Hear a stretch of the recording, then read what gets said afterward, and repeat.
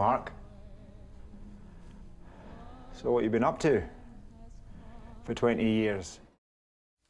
Well, guys, thank you very much for bringing these characters again to life.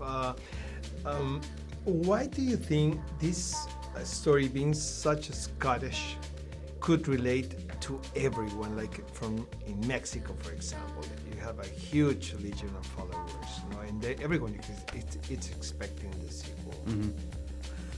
I think because at its heart, it's about friendship. You know, it's about friends, and it's not really. I mean, I think there is there's something very particular about the fact that they're Scottish, and there's something about the humour and the language and the swearing. Mm-hmm.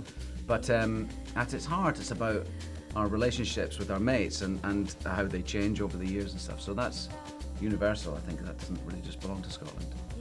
Do you really think that society has changed in the past 20 years? Oh, of course, there has been a lot of That's 20 days things happening, but in the court, how do you see, especially the youth speaking? You know what I mean? The new generation. Do you think they have the same needs as the one that you portrayed in Trainspotting 20 years ago?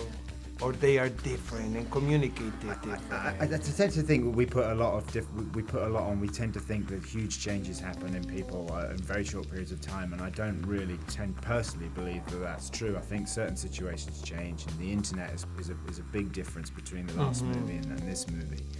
But that's really only in kind of small behaviours. I think the way people generally act towards each other, it goes ups and downs and swings and roundabouts, but I don't think a whole, you know, the way people change, people don't change like in 20 years, it takes like 100. Exactly. Why to make the sequel after all these years?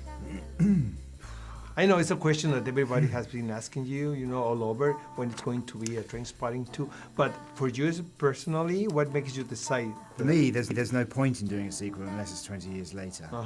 Because that would be the interesting thing to look at, what's happened, because otherwise you're just trying to recreate the first one again, and what's the point in doing that? That's you know, a pointless exercise, because you know you got a DVD and you can watch it. But I think it's only interesting if it's 20 years later. That's my personal take on it.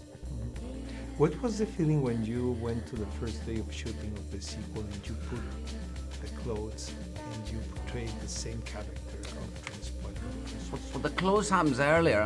The first costume fitting I had, I walked in the room and there was Rachel Fleming, who was our costume designer on the first one, sitting there, and I haven't seen Rachel for 17 years. And she opened up a book, a lookbook and on this page was all of the costume ideas that she had for Renton now. And on this side was copies of all the Polaroids from the original movie. It was extraordinary. It was amazing to see, because they weren't moments from the movie. They were continuity photographs. You know, yeah. So we were all buggering around and smoking and just messing around. But they're this little time capsule of photographs. It was amazing. So that was the costumes, and then of course you start trying to find what's Renton wearing now, what's Sick Boy look like now, and. But the first day on set, I arrived a week after they started shooting, because I was doing something in America. I couldn't get here at the beginning of the shoot, which was horrible. The idea that it started before I got here, but I met Ewan Bremner in the lunch queue. I was quite nervous. I said to him, I was scared that I wouldn't be able to find Renton again. I don't know. Maybe he was not there anymore. And I had a great chat with Ewan about that, about nerves, and about He said, wait till you get on set, you'll be all right once you get back on there. With Danny. Renton was there. Guys, thank you much. Oh, sorry. Thank you very much. Pleasure. Thank you very much. Pleasure. Yeah.